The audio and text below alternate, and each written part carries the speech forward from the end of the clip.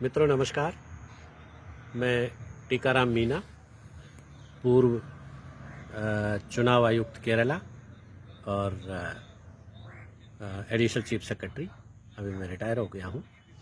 अभी जो 13 तारीख को समरावता में जो घटना हुई है उसके बारे में नए तथ्य मीडिया के माध्यम से सामने आ रहे हैं और आप सभी ने देखा होगा कि जो एरिया मजिस्ट्रेट साहब थे, एसडीएम साहब अमित चौधरी जी, उन्होंने ये बयान दिया है, ये स्वीकार किया है कि उनको वहां डीईओ ने भेजा था वोट डलवाने के लिए।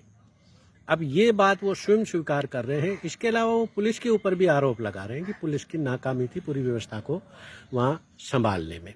ये दो चीजें बिल्कुल स्पष्ट है कि पुलिस के बीच में और एरिया मजिस्ट्रेट के बीच में कोई कोऑर्डिनेशन नहीं था।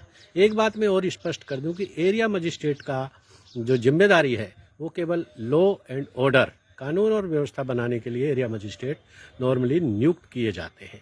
उनका काम चुनाव प्रक्रिया में दखल देना, वोट डलवाना और ज़बरदस्ती, वो भी ज़बरदस्ती वोट डलवाना और ये कहना कि मेरे को डीईओ ने आदेश दिया था, ये बिल्कुल गैरकानूनी था, चुनाव प्रक्रिया के बिल्कुल खिलाफ था, चुनाव कानूनों के बिल्कुल खिलाफ था। वोट डलवाने का काम वहाँ पोलिंग पार्टी करती है, जिसका मुखिया वहाँ का प्रिजाइडिंग ऑफिसर होता है, फर्स्ट पोलिंग ऑफिसर होता है, सेकंड पोलिंग ऑफिसर होता है, थर्ड पोलिंग ऑफिसर होता है।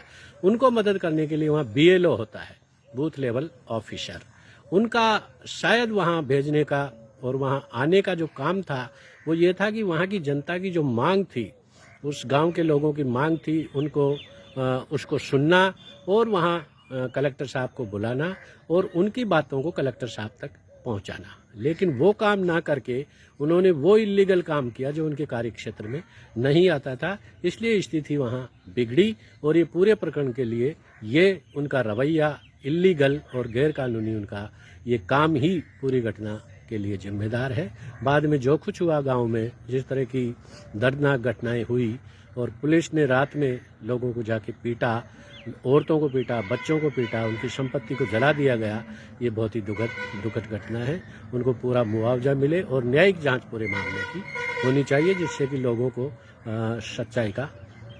सच्चाई लोगों के सामने आए। Thank you. जय हिंद।